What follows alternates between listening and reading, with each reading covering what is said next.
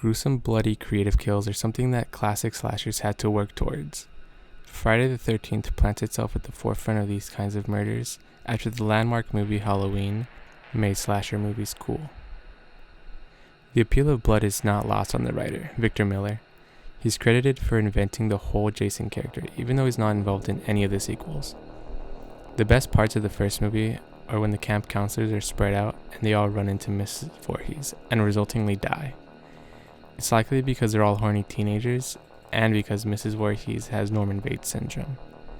The deaths in this movie really saves the plot from tanking, because if you take away any gore, I don't think there would be much of an interesting story. The main character, Alice, is the most boring person in the movie, but she's also the only person wearing all of her clothes in Strip Monopoly, so she has to be the final girl. Those are the rules. But for the others, it's more fun to watch them get killed. They can't all make it, and I'm glad they didn't, because a lot of people had fun watching them die. One category we could make up is the knife to throat or stomach. I honestly think this is the most boring one because they're just copycats of young Michael Myers. They even use the POV shots, but they don't build up any suspense like him. At the beginning, we have two counselors who let Jason drown back in the 1950s, and those are just, run-of-the-mill slash and die. Next is the kill of the cook, Annie.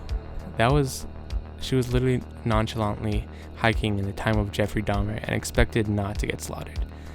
But like clockwork, she got slaughtered, and in the woods, only a short distance away from the actual campsite. Later in the movie, the first kill of counselors on site was a boy named Ned. I think it would have made the whole movie a little more bearable, because I thought he was supposed to be comic relief. Well, there's no crazy people around here, right? I told you to sit on it, Tonto. But that all changed the moment we found him dead on the top bunk, while young Kevin Bacon was laying shirtless below him. Last is the person that runs the camp, Steve Christie, and he was already running the camp for questionable reasons. He's talked about babes in the wood and he had to get back to him, so him dying was alright in my book. Next up is the arrow category, and first to die to the arrow is young Kevin Bacon. He's laying on the bottom bunk with Ned's blood dripping on his face, but below him was Mrs. Voorhees waiting to strike with an arrow. She stabbed him straight through the bed, into the back of the neck, and out of his throat. During my first watch, I jumped a little bit, but I also thought it was really cool, and I was glad the pace was picking up. Brenda's next up on the murderers hit list, and while we don't get to see this one in action, I think we can infer that it would have been really cool to film, but even though I don't know how practical it could be. I like to think that the killer shot her with arrows, but who knows. Another bow incident was when Alice was running around to see where Bill was, only to find him hanging on the back of the door with arrows in his body. And this one is too similar to Michael Myers' kill, so we'll just skip over it, because I can't. The last category is the heavy weapons. For the next victim, Marcy's bobbing around the bathroom, and I don't know how the killer is so silent, but that's just how it is.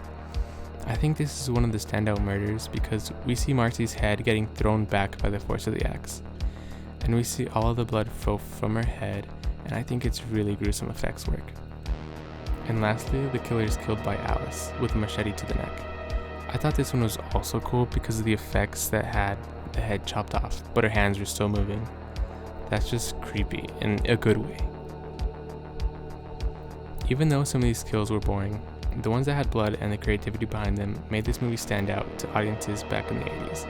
And it's probably a reason why there are so many sequels that are based around the kills and the corny and the campiness of it all. Thanks for watching. If you like that, give it a thumbs up and subscribe to my channel. And if you haven't already, go check out a video made on Ju-on Origins or the Travis Scott video. Thanks, I'll see you later.